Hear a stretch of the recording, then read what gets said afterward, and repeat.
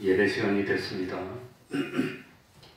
다 같이 묵상 기도드림으로 수요일 예배 시작하겠습니다.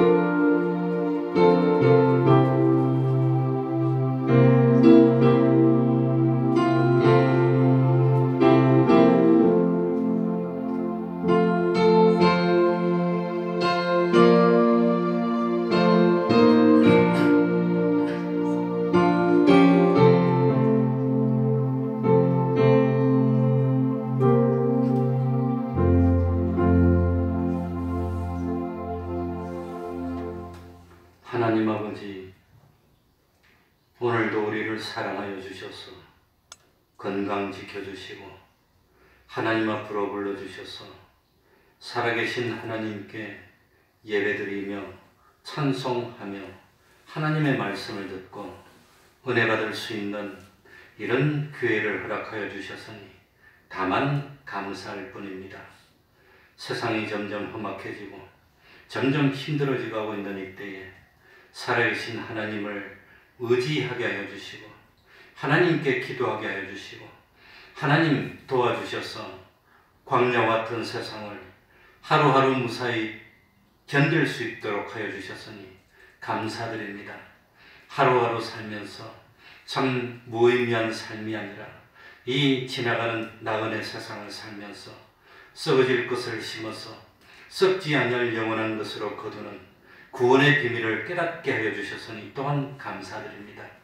하나님 아버지, 주님이 피 흘려서 우리 태평동 교회를 세워주셨으니 이 태평동 교회가 진실로 주님의 몸이 된 교회가 될 수 있도록 하여 주시고 참으로 하나님이 기뻐하여서 이 성전에 나와 기도하는 종들의 기도를 우리 하나님이 들어주시고 응답하여 주셔서 참으로 기적이 함께하는 그런 하나님의 축복하시는 몸된 교회 될 수 있도록 은혜 베풀어 주옵소서.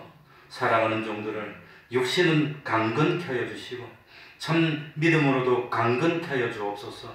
우리 태평동 교회는 참 이간하는 마귀의 모든 획책을 이겨내서 스스로 이간하는 일이 없도록 하여 주시고 미워하지 않도록 하여 주시고 다투지 않도록 하여 주시고 진실로 형제를 나보다도 낮게 여기고 서로 사랑하여서 그리스도 예수의 마음으로 한 마음이 되어 살아계신 하나님을 찬양하고 하나님께 기도하며 날마다 구원을 받은 이 기쁨에 감격하여 하나님께 영광 돌리는 복된 교회가 될 수 있도록 은혜 베풀어 주옵소서. 마침내 이제 코로나 이것이 점점 물러가고 있습니다. 이제 뭐 참 교회 드리지 말기를 권고했던 그 권고도 이제는 완화가 됐습니다. 참 그러나 끝까지 조심하여서 완전히 참 이 질병을 이길 수 있도록 은혜 베풀어 주시고 그리고 마음껏 하나님께 목청 높여 예배드릴 수 있는 그날이 빨리 올 수 있도록 하나님 아버지 은혜 위에 은혜로 더하여 주시옵소서.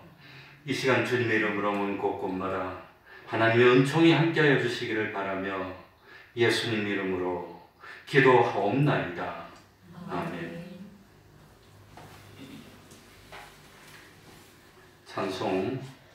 찬송하겠습니다.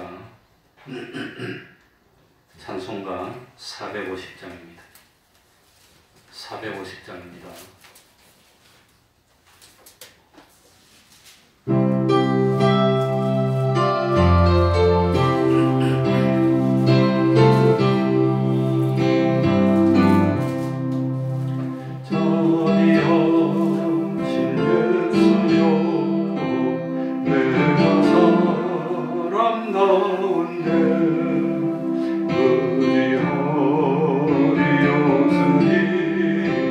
의지하리옵으니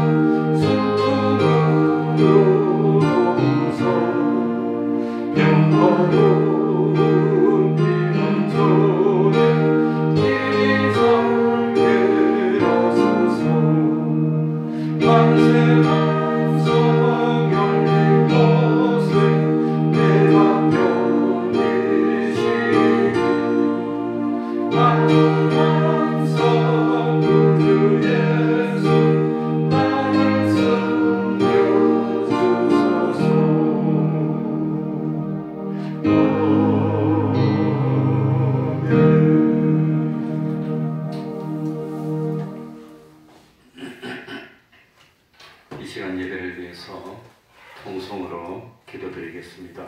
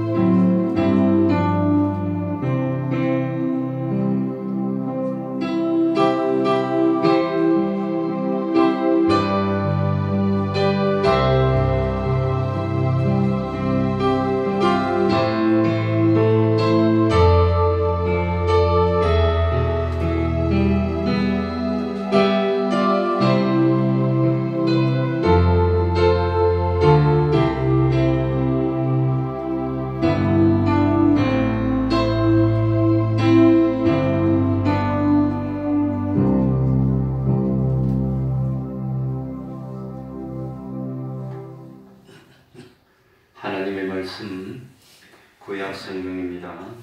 이사야 37장 14절입니다.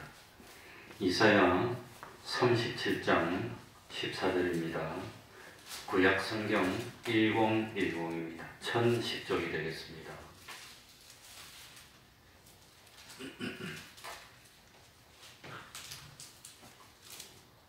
혹시 좀 쌀랑하면 원풍기를 틀어드리고 아니면 놔두겠습니다.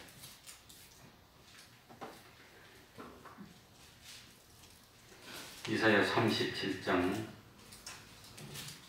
14절입니다. 구약성경 1010쪽입니다. 1010입니다. 1010이든지 한번 1019든지 1009든지 구약성경 1010쪽입니다. 1010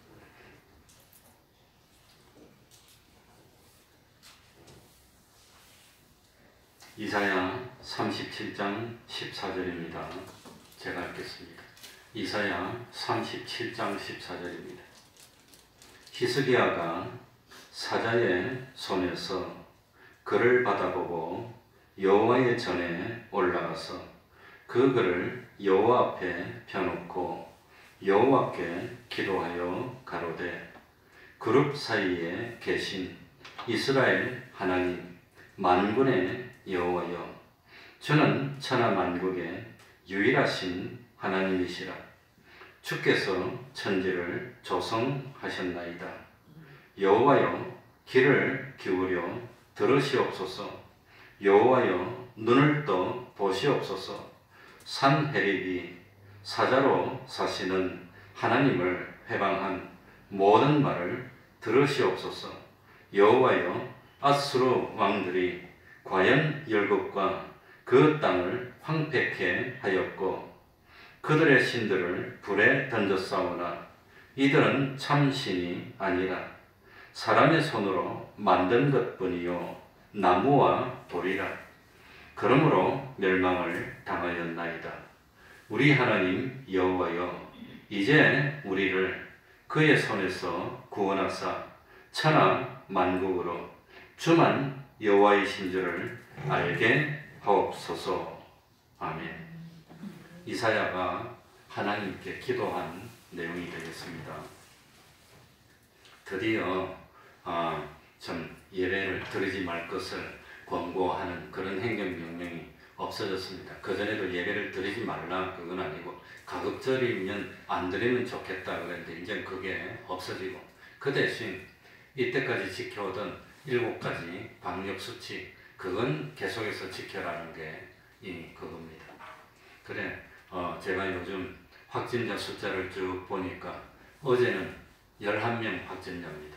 아마 11명 중에서 외국에서 온 사람이 몇 명 되고 그러니까 5천만 명이 우리 인구인데 그 중에 10명이 걸리면 확률이 500만 분의 1입니다. 로또 1등 확률 당첨될 확률이 800만 분의 1입니다. 그러니까 확률적으로는 사실상 거의 없는 거나 마찬가지입니다. 그런데도 혹시 모르기 때문에 조심해서 완벽하게 없어질 때까지는 조심하는 것이 좋고 그러니까 우리들이 조심조심해서 완전히 없어질 때까지는 이거 참 조심해서 이 방역을 철저히 해야 되는 것 아니냐. 만약에 이것이 독감처럼 정착해서 눌러앉는다면 완전히 없어지진 않을 겁니다. 그 대신 치료가 잘 되고 치료가 나타나고 그러면 되겠지만 아직은 특효 치료약이 없기 때문에 예방하는 백신도 없기 때문에 아무튼 조심은 해야 되겠지만 이제는 사실상 로또 복금 사가지고 당첨되는 거나 마찬가지 확률입니다. 1등으로. 그러니까 겁을 내고 그럴 필요는 없습니다. 다만 조심해야 됩니다. 누구든지 살아가다 보면 때로는 어렵고 힘들 때가 있습니다. 개인적으로 어려운 때도 있고 가정적으로 어려운 때도 있고 지금은 국가적으로 어려움을 만난 그런 때가 됐습니다. 이런 어려운 상황에서 우리가 어떻게 하면 이 위기를 슬기롭게 극복할 수 있겠습니까?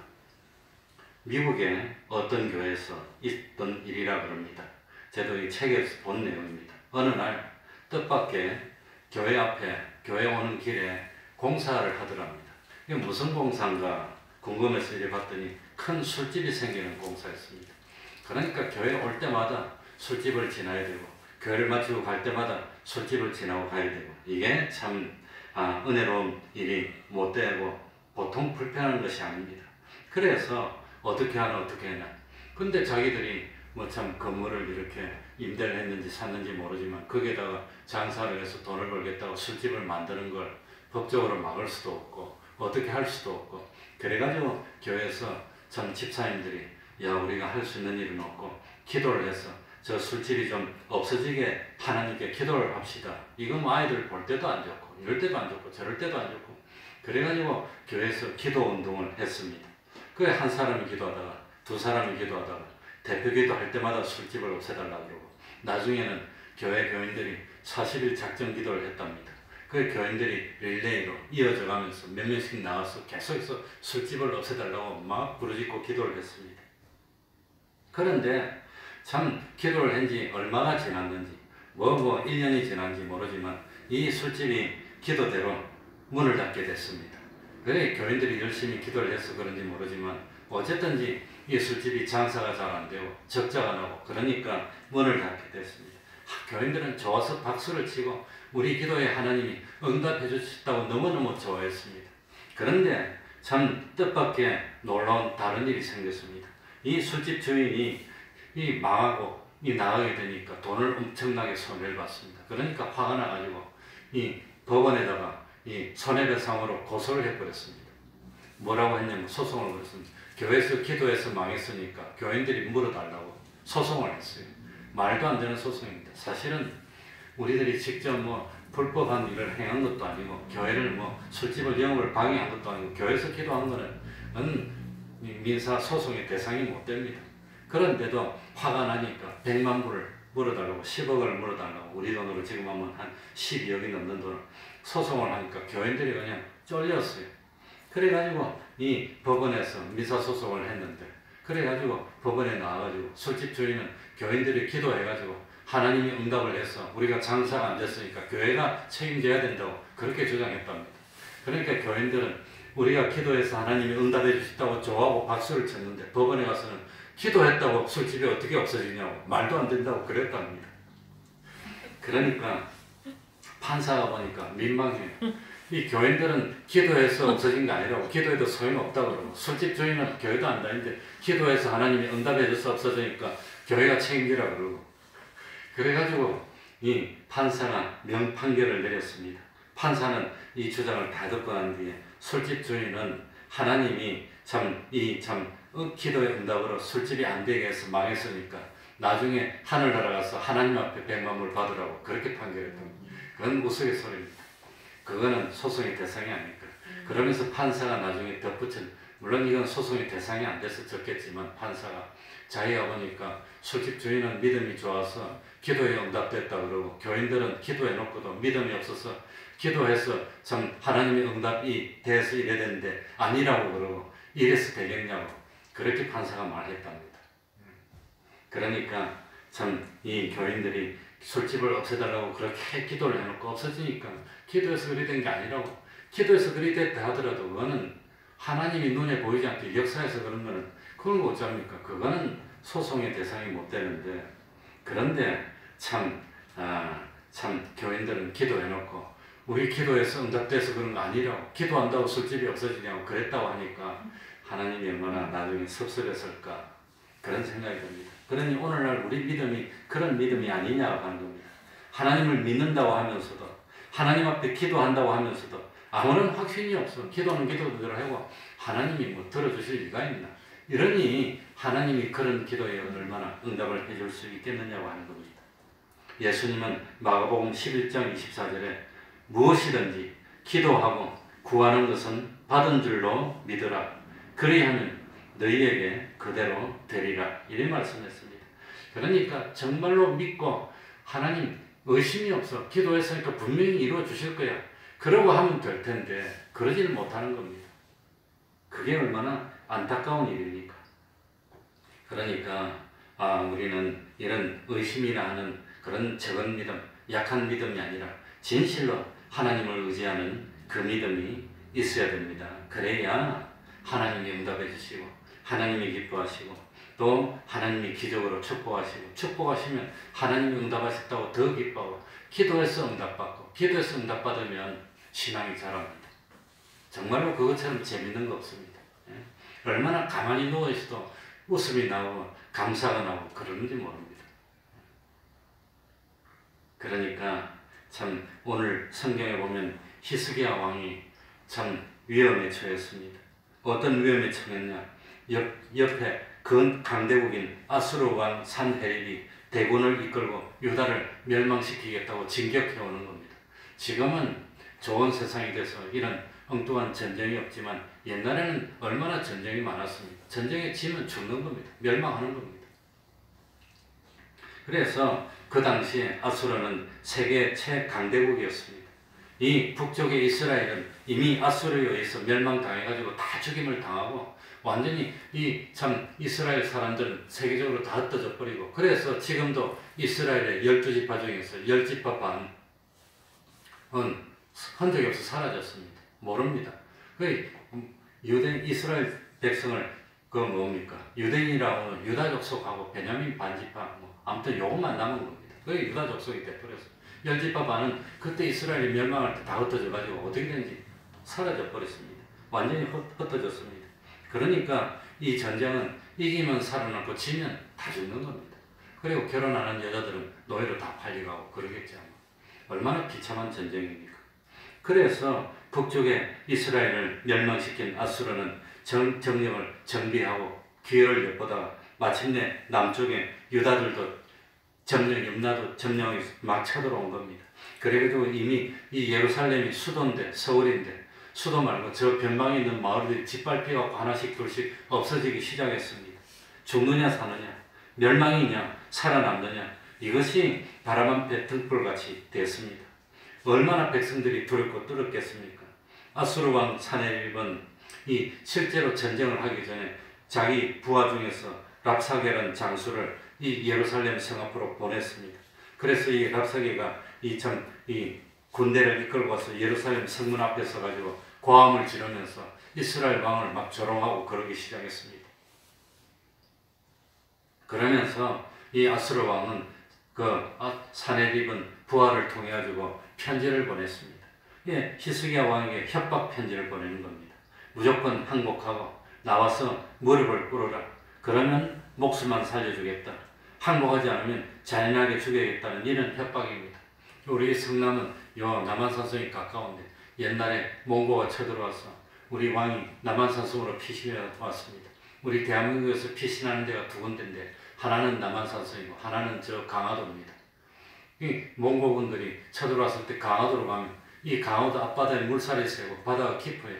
그러니까 바다에 못 건너니까 바다에서 막 포를 쏘면서 해가지고 왕이 버티고, 강화도가 넓으니까 쌀이 많이 납니다. 물도 많습니다. 그러니까 1년이고 2년, 3년을 버티는데 남한산성은 이거는 참 남한산성 꼭대기에는 물은 있는데 그러니까 버틸 수는 있는데 오랫동안 못 버텨요.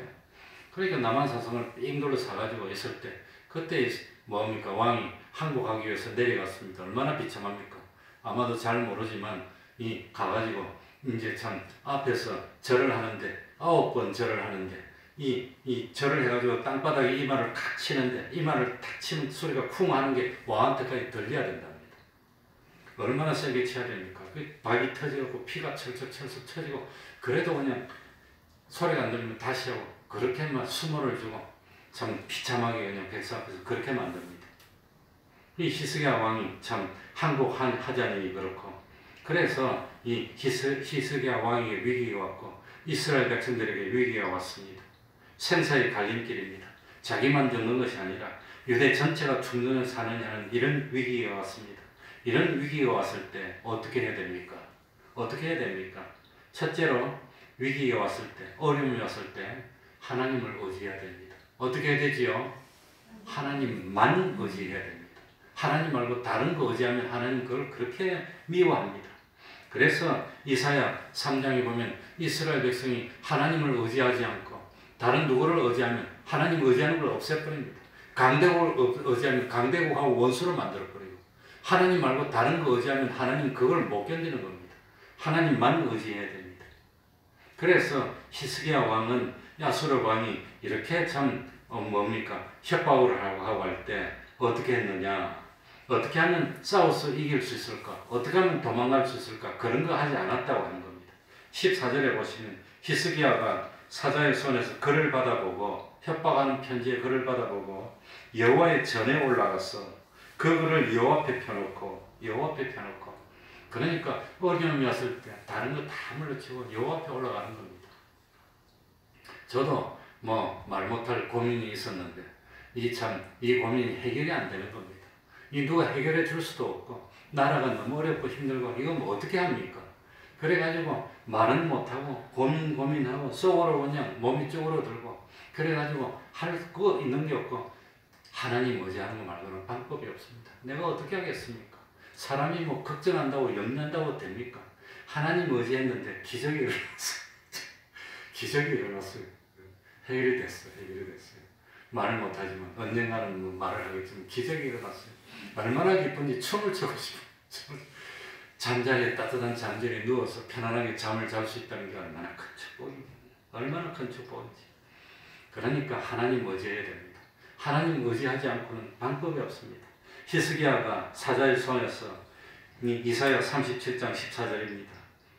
그를 받아보고 어떻게 했습니까? 하나님의 전에 갔다는 겁니다. 하나님의 전에. 하나님 앞에 그를 펴놓고 하나님 의지해. 하나님 도와주십시오. 하나님 의지했다고 하는 겁니다. 성전에 올라갔습니다. 하나님을 바라보면서 전적으로 하나님을 의지하는 모습을 보였다고 하는 겁니다. 그러니까 하나님이 기뻐서 하나님이 능력으로 히스기야의 모든 어려운 문제를 해결해 주신 겁니다. 저도 어려움이 생기니까 어떻게 할까? 뭐 좀 높은 자리에 있는 친구 찾아갈까? 뭐 회사 사장하는 친구 찾아갈까? 그래서 자존심도 다 버리고 무릎 꿇고 야 나 좀 도와주라 그럴까? 응? 돈 많은 친척 찾아갈까? 얼마나 비웃겠습니까? 옛날에 내가 모시고 있던 목사님이 계셨는데 그 목사님 조카가 청와대 비서관이었습니다. 원래 사법고시학교에서 검사를 하고 있었는데 검사 중에서도 잘 나가지고 벌써 한 20년 전의 일입니다. 20년 청와대에 있었어요. 그때 우리 교회에 어려움이 있었습니다. 어려움이 있었는데 목사님 갈등을 하는 거예요. 하나님께 기도만 해야 되나? 조카 찾아가서 좀 도와달라고 그럴까? 그런데 그 조카가 예수를 잘 안 믿어요. 그게 자기 이제 조카가 전화해가지고 좀 도와달라고 그러니까 삼촌이 믿는 하나님이 안 도와줬니까 그렇게 비아냥거린다는 거예요. 그 얼마나 기분 나쁘겠습니까? 그래가지고 한번 목사님 하다 안 되니까 나보고 차 타고 청와대로 가자 그러더라고요. 실제로 청와대 찾아갔어요. 청와대 앞에 차까지 찾아가서 누구 찾아왔다 그러면 전화하면 자기네 좀 들어가서 만나서 이야기하는데 찾아가서 건물에 이제 걸렸어요. 청와대 앞에. 그 옛날에 한 20몇 년 전에는 청와대 앞에 찾기는 못 지나가겠습니다. 이리 가면 잡아가지고 건물 그런데 같이 가서 걸렸는데 차마 말못하게 또 돌아가자 그러더라고요. 그래 주민등록증 보여주고 신원조회 하고 그냥 돌아가겠다고 그냥 왔어요. 얼마나 목사님이 힘들고 어려웠으면 그랬을까요?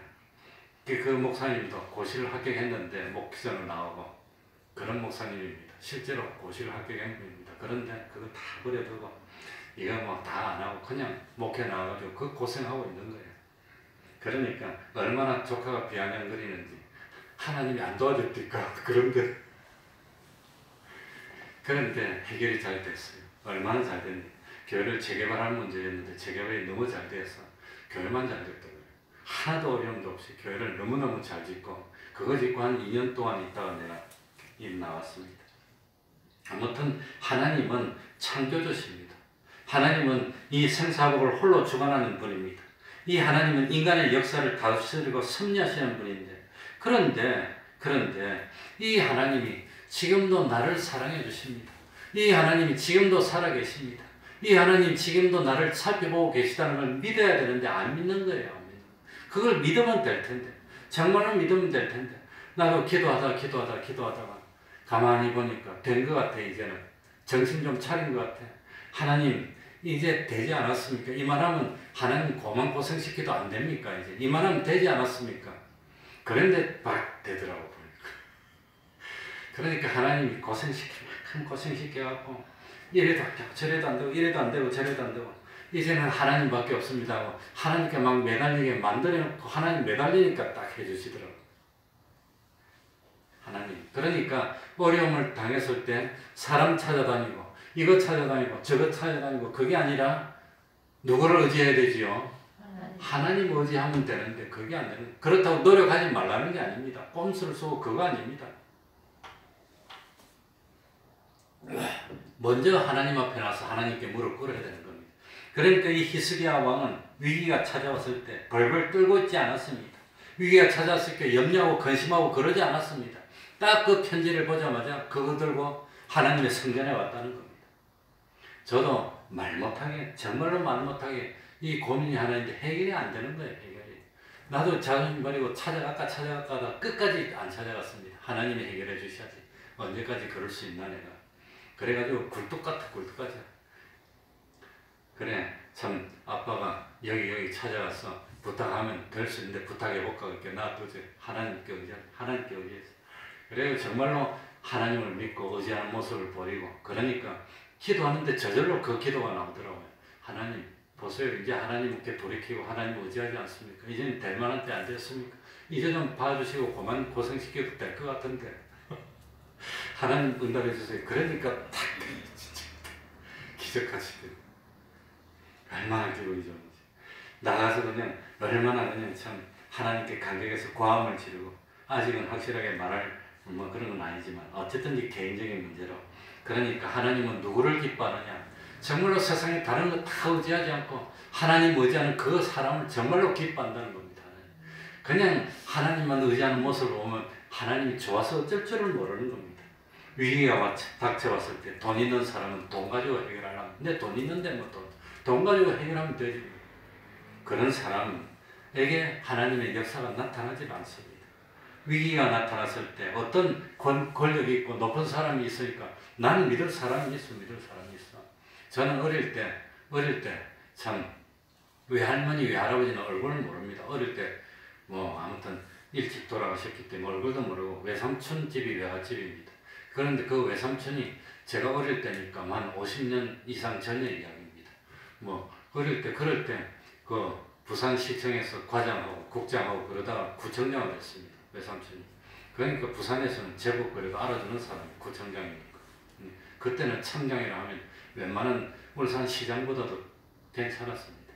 그러니까 뭐 좀 어려움이 있으면 학교 뭐 외삼촌이 한번 오면 막 교장 이하 선생님들이 다 출석하고 그냥 인사를 하고, 뭔 일만 있으면 다 해결되고 그냥 그랬는데 철딱선이 없어가지고 그런 걸 참 자랑으로 삼았는데 1년 다 돌아가시고 안 계시니까 그렇지만, 그러니까 참 사람 의지하는 사람에게 하나님이 능력으로 나타나질 않습니다.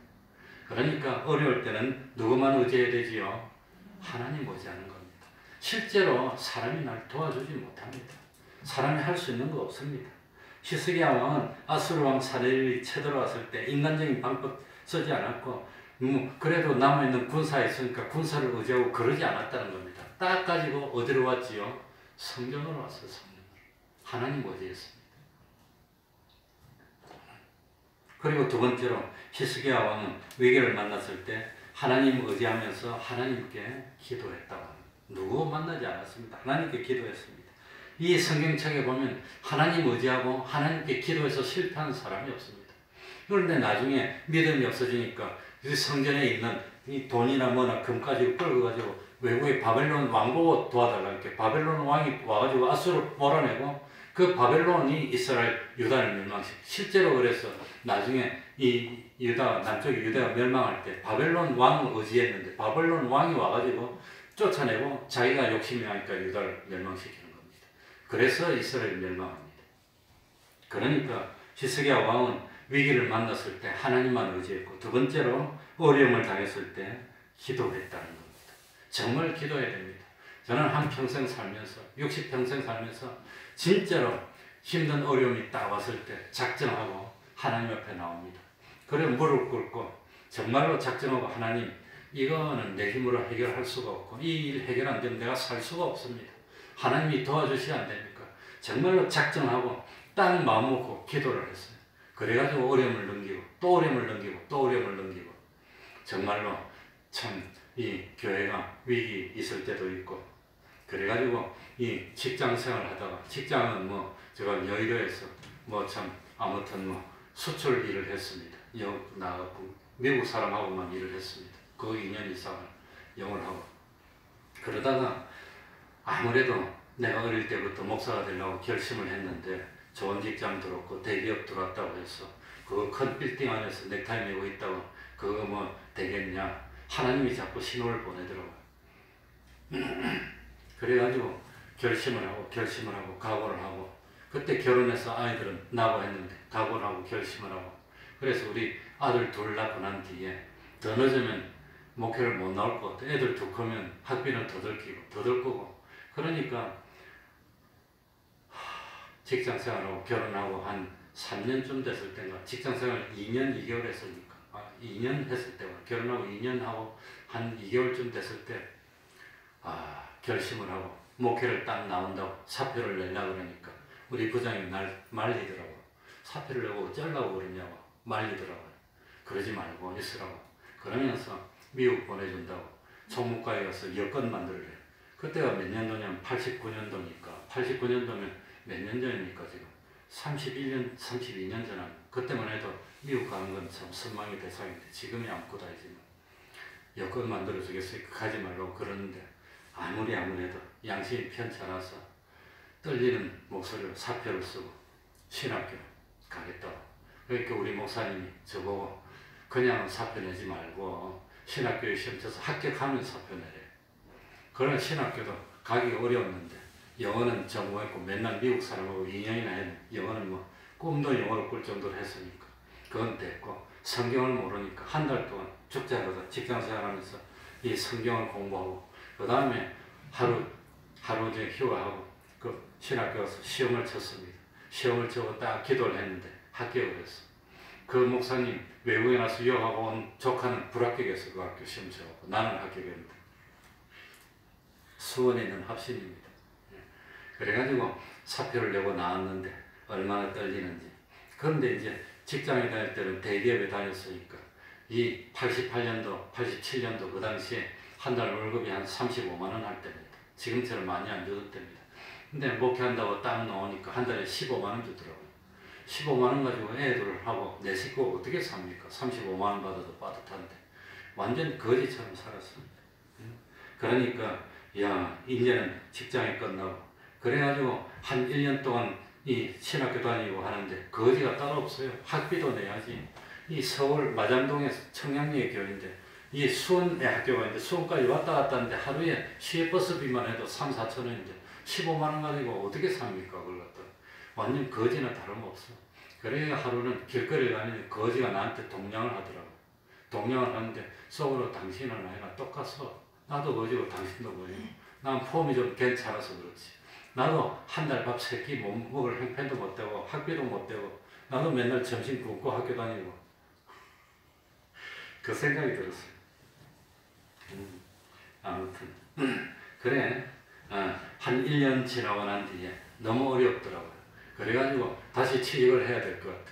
그래가지고 다시 취직하려고 보니까 나이는 들었고 시입사원으로 가기는 그렇고 이제는 직장에 들어가는 것보다도 내가 중고등학교 영어 교사 자격증이 있으니까 중고등학교 교사로 가려고 자리를 알아보니까 어디에서 오라고 연락이 왔어요.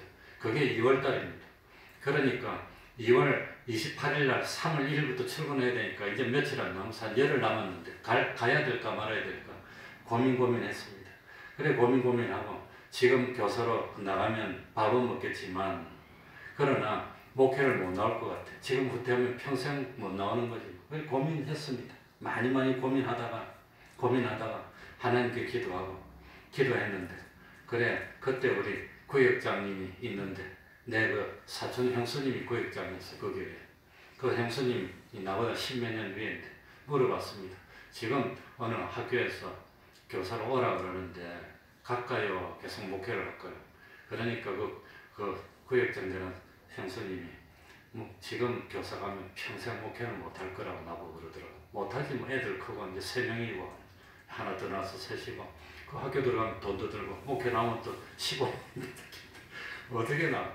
그래 고민하다가 지금 후퇴하면 평생 목회는 못할 거다. 그러고 학교에 못 간다고 연락하고 전도사를 계속했습니다. 그러니까 89년 1월 초에 목회를 나와서 참 90년도 됐을 때 그때 참 전도 생활이 너무 힘들고 어려워서 그걸 포기하고 목회를 나가려고 직장을 알아보다가 어느 참 이 고등학교에서 영어교사로 오라는데 갈까 말까 하다가 결국은 지금 후퇴하면 영원히 목회를 못해. 그러고 포기하고 다시 목회를 해서 이렇게 그때마다 위기입니다. 그럴 때마다 그러고 난 뒤에 이제 개척교회를 하게 됐을 때 참 이거는 뭐 땅바닥에 참 성도 한 명도 없는데 그냥 건물 하나 얻어놓고 그래놓고 개척교회를 한다고 전도해가지고 한다고 하니 그거 얼마나 기가 막힐 일입니까? 예? 그러니 하나님 갈까요 말까요? 그래도 목회한다고 나왔는데 죽을 땐 죽더라도 해야지 그래도.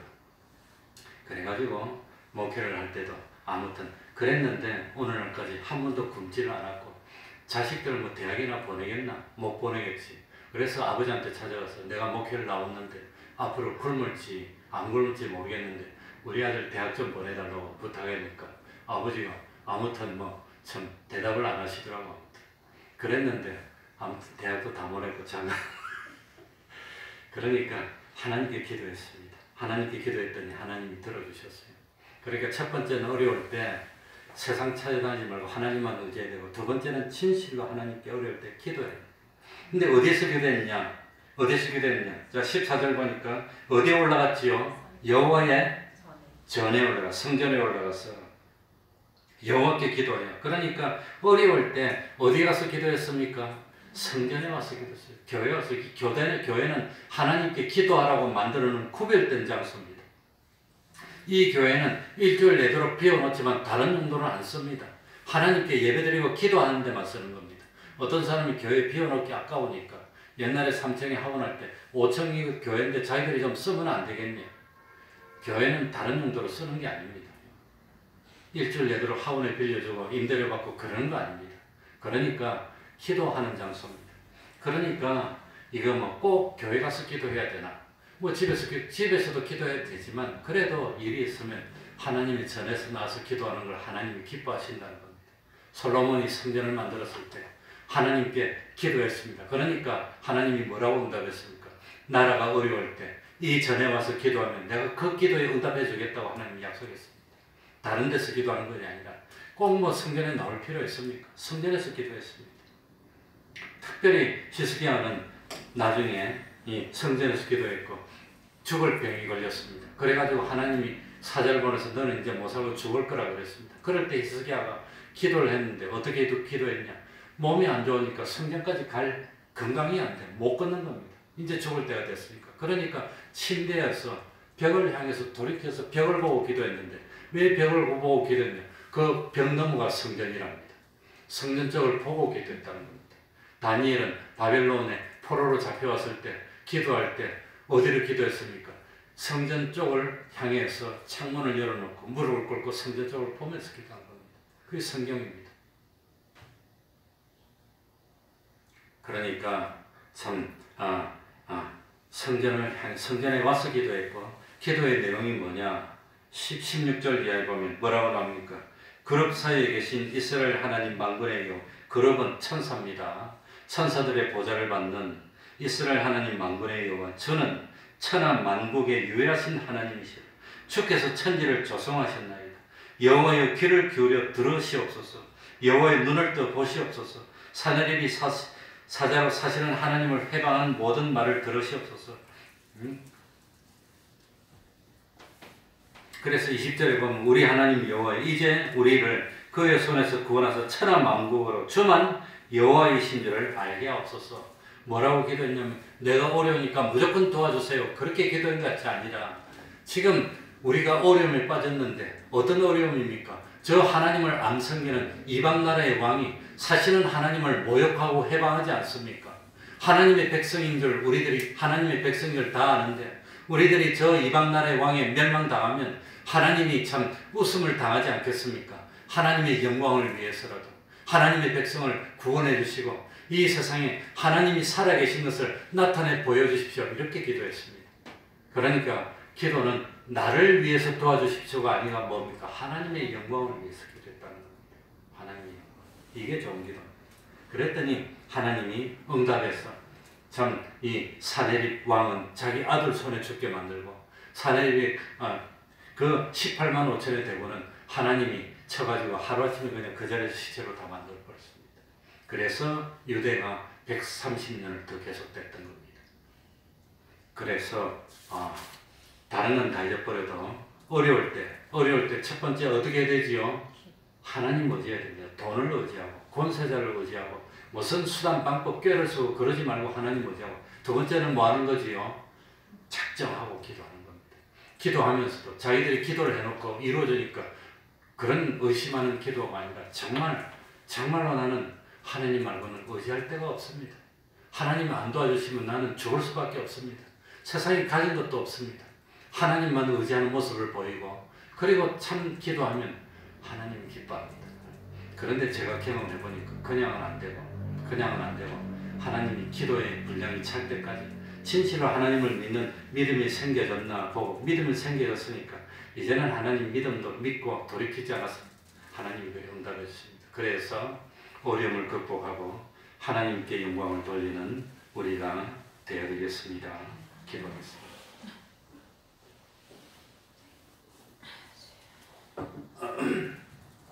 하나님 아버지, 어려울 때일수록 더 열심히 기도하고, 참 바쁘고 힘들고 중요한 일이 있으니까 더 열심히 기도하는 저희들이 되게 하여 주옵소서.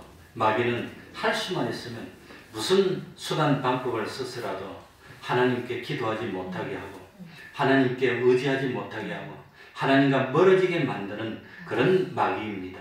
그 마귀의 궤계에 넘어가서 재물을 의지하고 사람을 의지하고 권세를 의지하면 하나님은 우리들이 의지하는 그것을 없애버린다 했습니다.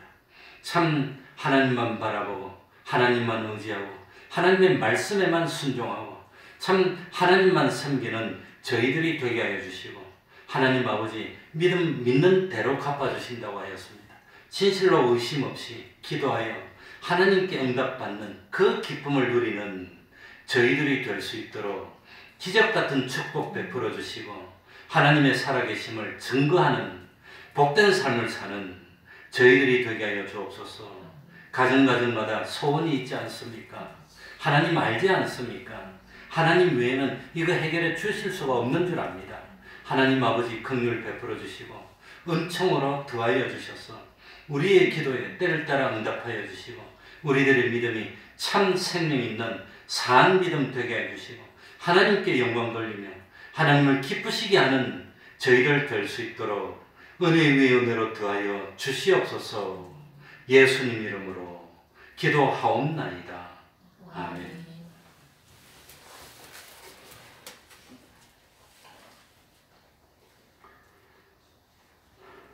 찬송 하겠습니다. 431장입니다.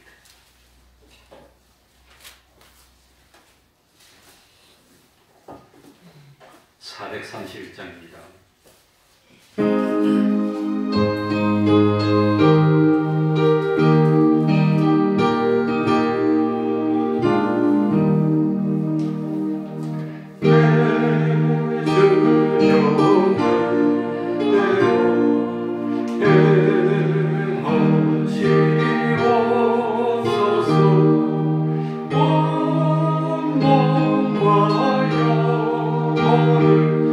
더 주께